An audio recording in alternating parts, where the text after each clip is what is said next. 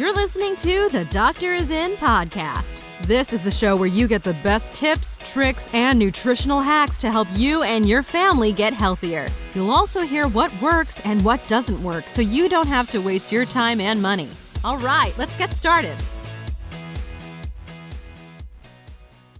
Hello, I'm Dr. Martin Jr. And I'm Dr. Martin Sr. And this is the Doctors In podcast, and this is episode 128.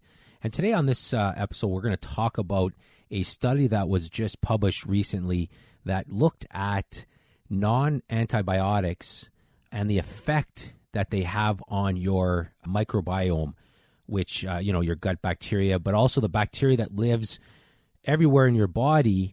We'll talk about the importance of the microbiome in just a second, but we've always known that a lot of these drugs can have an effect on other parts of your body. Like, it's interesting. When a drug goes through the safety testing, a drug goes through all their, whatever they have to do to get the approval from the FDA or Health Canada to be sold. This is not an area that they look at. I mean, they never ever have to look at the impact that these drugs have on your microbiome in any way.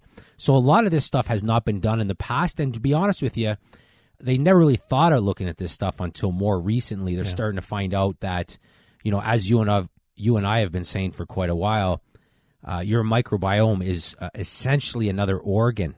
It behaves. You need it to live. You need it to be healthy. And when your microbiome isn't healthy, you're not healthy. So in a lot of ways, and it interacts with different things. It provides you nutrients. You need it for your immune system. It provides nutrients to your cells. So there's a lot of things that your microbiome does. And you were saying, too, just on, I remember one of the times that you were flying solo here on the podcast, you were talking about the microbiome of a 90-year-old that was healthy was like the microbiome of a 20-year-old, right? So that bacteria, his profile, the DNA sort of thing of his bacteria was a lot younger than that particular person because they were healthy. They were good, right? It's interesting. We do know, and research has shown this over the years, we do know that the microbiome changes as you move from health towards disease. So somebody that's sick has a different microbiome than somebody that's not sick. Also, it's interesting. Somebody who's obese has a different microbiome than somebody who's lean.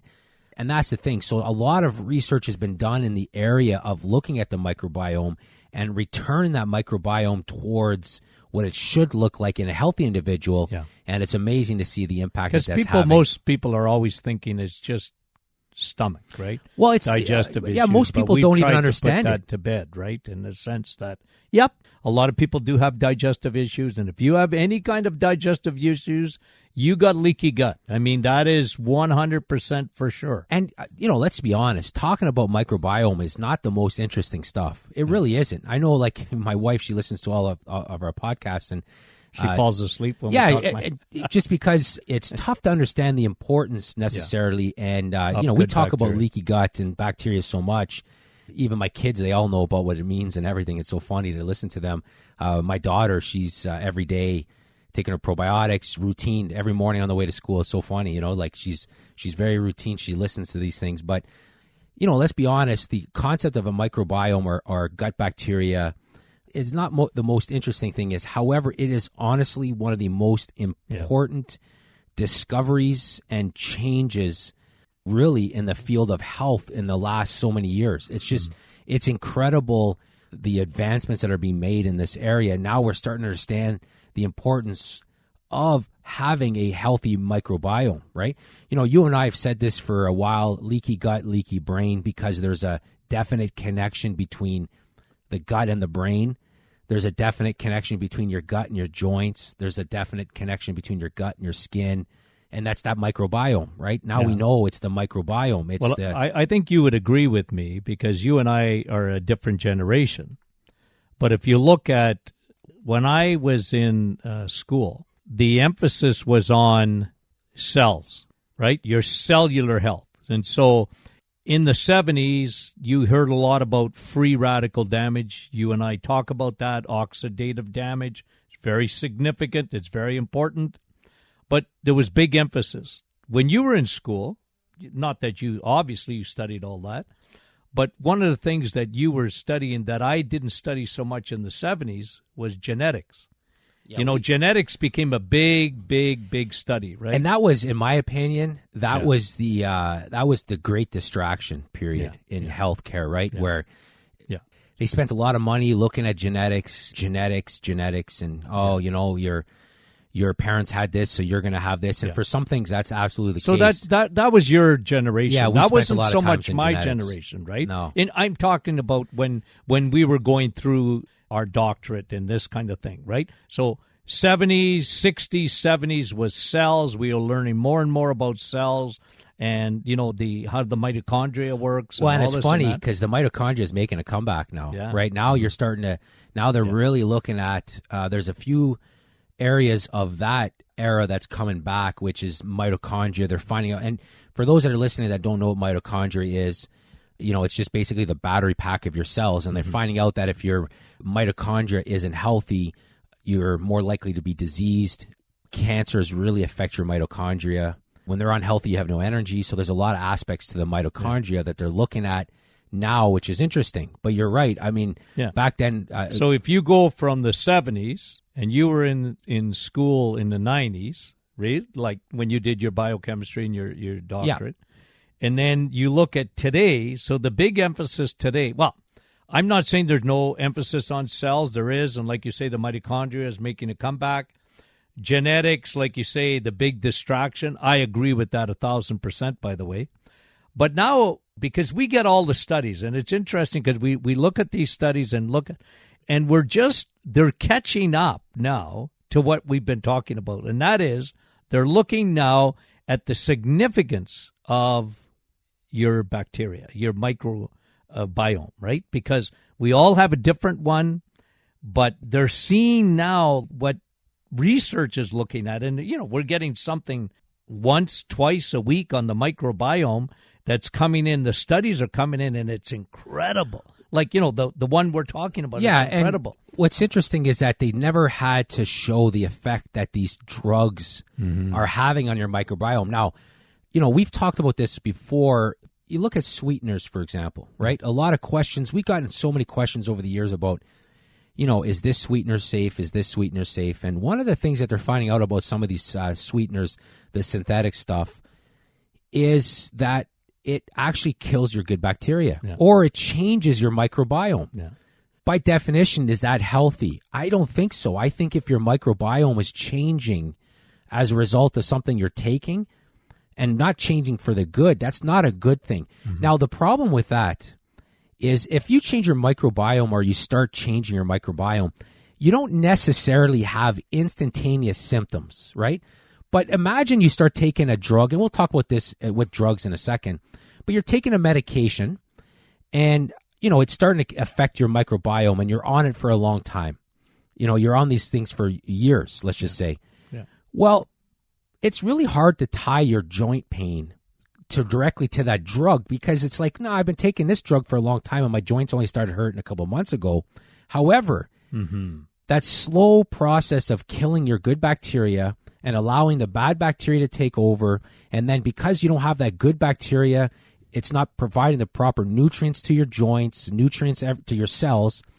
I mean, it's just a long, slippery slope that can happen, which is why, they're starting to look more at the effect that these things are having on your microbiome. So we've done this before. We have some great articles written on all the things that can kill your good bacteria, and there's some surprising stuff out there.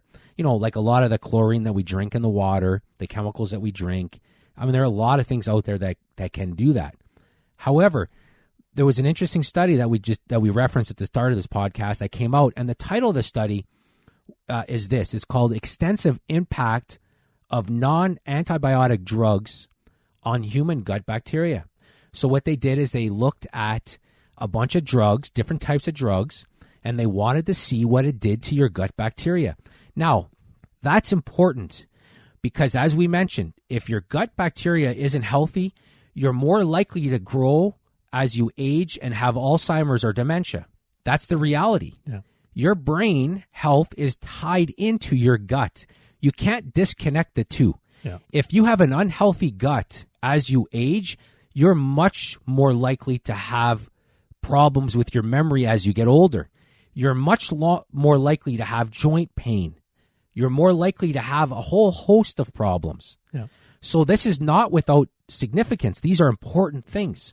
So when something is said to kill or have an extensive, like the title says, extensive impact on your gut bacteria, that's important.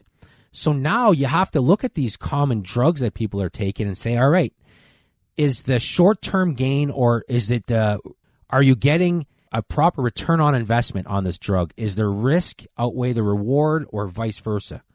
So that's important to understand that, right? Yeah. So let's go through a few of the drugs that they found in the study that had pretty significant impact on your gut bacteria. Now, the drugs that were most often represented that affected your gut bacteria were the antipsychotic drugs, which makes sense, right? Your gut's a second brain.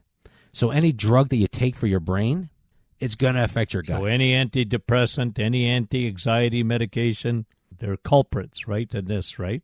That's right. And they were massive culprits in affecting gut bacteria, which begs the question. Because, and a lot of studies have shown that, for example, that probiotics help people with depression and anxiety, or improving gut health helps people, and B12 if there's an absorption problem. We talked about brain and depression. We had a lot of good feedback on that depression and anxiety podcast we did a few episodes ago, so you can go back and listen to that one there. But it begs the question, if somebody's taking a medication, like an antipsychotic medication, like a mental health drug for depression, for example, and it's slowly killing their good bacteria, it's almost kind of like they're taking the very thing that's helping them, but it's going to hurt them down the road and cause more depressive issues, because the microbiome is important. There's a lot of research that backs that up. If you got an unhealthy microbiome, you got more serotonin in your gut. Yeah, 90%. The feel-good hormone than you have in your brain. 90% of your serotonin is made in your gut. Yeah, and the connection between your gut and your brain goes through the vagus nerve, which connects the two, right? So, and you know, it's interesting because there was a study out this week that I read too, and I was just looking for it because I saved it. But it talked about, generally, here's what it said. Once you're on an antidepressant, it does help. It can work. In the short term, it does. You're showing, that study shows, but in the long term, it affects, and I think maybe the mechanism of how it's affecting is when it's destroying the microbiome or changing the microbiome. One of the problems of it is now you're never secreting, and this is why they're saying too, this study was saying, is once you're on an antidepressant, you never really feel like you used to feel.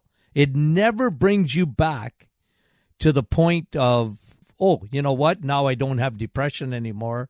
And because there's a mechanism, they're saying, that your serotonin levels never come up to where they were, right? And that could be a lot, has to do with... And the body works that way in a lot of things. For example, like, you know, one of the problems, for example, with, let's talk about even steroids, for example, right? Like, you know, that question always comes up around the Olympics. People spend a lot of money to try to figure out how to cheat the system.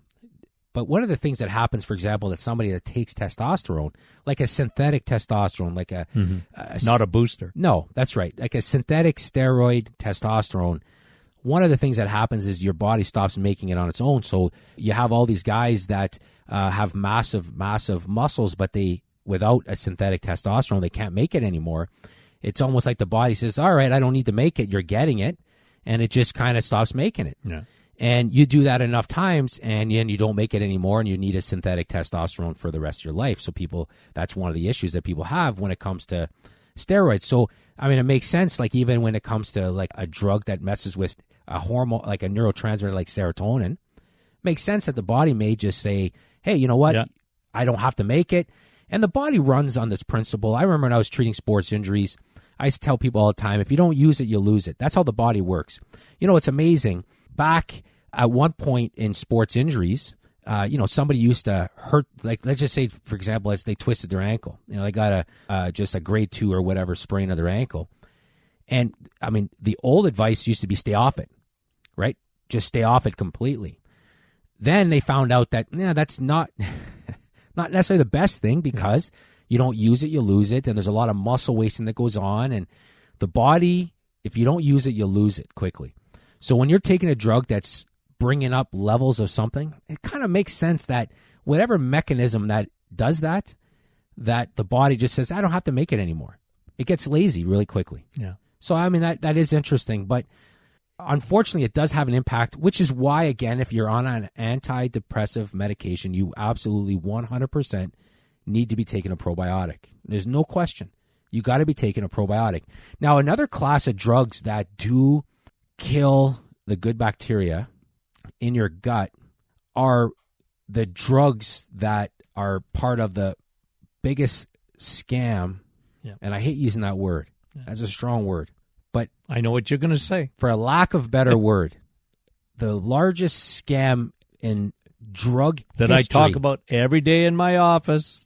Drug history. I don't think there's been a bigger scam than cholesterol-lowering drugs, statin drugs. Statin drugs, yeah. And now we find out what? Not only does it lower your CoQ10, not only that you can get a condition called rhombolithiasis that you and I talked about a lot. We used to see it we still see it every day in the office. We get emails from people, and it's just like people are sore, and you ask them a question. It's almost like a reflex now. Are you taking a statin? Yes. Okay. Well, they say it's, like the literature says it's not that common, but they don't go talk to people because it's very common. But, yeah, at the end of the day, you and I actually were talking about this right before lunch today, how they've moved the goalposts, and they did the same thing just recently on blood pressure, right? They moved the goalposts. So if they say if this number used to be high, I'm sure they sit around, the drug companies. I'm sure they sit in a boardroom and they're like, well, we got to make more money this quarter. And, pretty much every other human on the planet is taking statin drugs. So it's how are we going to get the other half to take it? Well, one of our patients, right, sent in the thing. That's what we were discussing. Yeah. So I said, okay, give me your cholesterol. No, cholesterol. I don't care what your cholesterol. No, but people always are. give it to us. But I said, that 10 years. I told the patient. I said, do you know that 10 years ago those were normal numbers? Yeah, they just keep on lowering the number, right? So the goalposts are changing. The goalposts change. They bring the number down, and guess what? A more percentage of the population now have high, quote-unquote, high cholesterol, so that you go see your doctor for a physical, you get a blood test, and it's like, hey, this blood test 2 years ago used to say normal, but now it's flagged as high, and then they give you the statin drug talk, right? Like, okay, it's time for a statin drug. And the reality is, I've heard somebody say this before, and it's so true, nobody has a statin deficiency, right? It's not like you have a deficiency of statins in your body and you got to take this drug, but that's how they treat it. Yeah. However, they do kill your good bacteria. They do affect your gut composition. So again, you add that to the list of things that statins do to your body. Yeah. They affect your good, and again, there's always been a kind of a correlation between statin drug use and brain health. Yeah, memory. Yeah. Early Alzheimer's almost, right? They just get to the point that their memory is. And there's been a connection to that. Again, this only cements that connection again, where you take a drug that kills your good bacteria, it's going to affect your brain at the back end. There's no question. So if you're taking a statin drug, you need CoQ10, as you mentioned, that's a must, and you got to be taking probiotics. Now listen, you and I say this, pretty much everybody on the planet should be taking probiotics every day now because of all the things that we do in a day to kill our good bacteria. Yeah. If you're on medication, really get on probiotic, right? Big time. And that's the reality of it. So just to kind of summarize or wrap things up here in this episode, basically the study shows once again that many of the created things like chemicals that we take alters our good bacteria, kills it. Yeah. Can I say something? You got your hand up, so I'll call on you. Yes, you can say something. God, I'm just sitting here looking at your hand goes up. I'm like, that's pretty cool. Well, just because we're, talking about medication, I just want to make sure, because people, I think a lot of, you're talking about common medications, right? Like one of the biggest selling medications today is antidepressant medication. We talked about those. one of the huge seller in medication are statin drugs, cholesterol-lowering medication. The other one, and I don't know if it's in that list, I don't know if they studied it, but I know it's been studied in the past, and that is non-steroidal anti-inflammatories, right? Because people live on Tylenol, Advil, they're over the counter, so they don't need a prescription. For those ones, these are non-prescription ones. People think they're safe. They're not safe at all. No, they do the same thing, right? Studies same have shown. thing. They kill the breath. And folks, even people that are listening, and I'm not telling you not to take the medication. I'm not saying that. Some people are, a lot of my patients come in, or they do biomarkers and they list their medications, and they're taking aspirin, for example, an 81 milligram aspirin because for prevention of stroke and heart attack and blah, blah, blah. And it ain't candy, folks. It ain't candy. Like, just understand that there's an effect on that because that's a non-steroidal anti-inflammatory medication. It changes your good bacteria. So if you got to take that, you better be taking a probiotic. And there's one aspect of this study that we didn't talk about. So not only did they look at the effect that these drugs had on the microbiome, they also came to the conclusion that they actually contribute to antibiotic resistance. And one of the problems that hospitals are having today, and one of the things that they don't talk about is kind of behind the scenes, is there are these super bugs that are out there that they cannot, now you're hearing of people losing limbs because of these bacterial infections that they cannot control. Imagine, here we are, there's 2018. So cellulitis today. And they can't control these things. Yeah. They can't save the limb because of the infection, because of these antibiotic resistant bacteria. And you wonder, the overprescription of antibiotics have definitely contributed to that. They know that. They know. But they're going to find out now. This is significant. They're going to find out that a lot of these drugs that people take every day have contributed to these superbugs that are out there as well, because it's killing the good bacteria. It's creating more bad bacteria. These things are getting stronger. Anyways, very, very interesting. Yeah. Even the implications of a study like this has. So we know this is kind of the beginning. A couple years from now, this will be common knowledge in a sense. They'll be talking about the effect that it has. And you know at some point that a pharmaceutical company is going to come out with like a probiotic in a sense, right? Like a patented probiotic of some kind that will probably cause side effects, because most of the stuff that they create do. But anyways, we're out of time, so we want to thank you for listening to this episode. If you have any questions, you can email us at info@martinclinic.com. You can go to our website. If you're not a newsletter subscriber, go there, sign up. We talk about a lot of these studies throughout the week. And then also you can join. You do a live Facebook every Thursday morning. Yep, at 8:30 in the morning. Yeah, every Thursday morning. So you can go there. You have questions. You can go there, type them in, and you answer them. You interact. It's good. Last time you only had the camera upside down for 5 minutes, so not too bad. So now you're getting better at that, right? So I couldn't figure out why. Believe me, I know. I was texting Mom, and I was texting her. I was like, the camera's upside down, camera's backwards, sideways. And anyways, by the way, it causes a lot of stress for Mom, by the way, because she's like the producer of the show, and she can't control the camera, but she's stressed, right? So it's I tried to blame her, but no, it's funny. But anyway, so we could join you every Thursday morning and ask questions. We have a lot of fun. Oh, and it really people is. Ask you questions, and you go above and beyond answering all those questions. So it's awesome. So you can. That's every Thursday morning. Every Thursday. So that's awesome. So again, thank you for listening, and have a great day.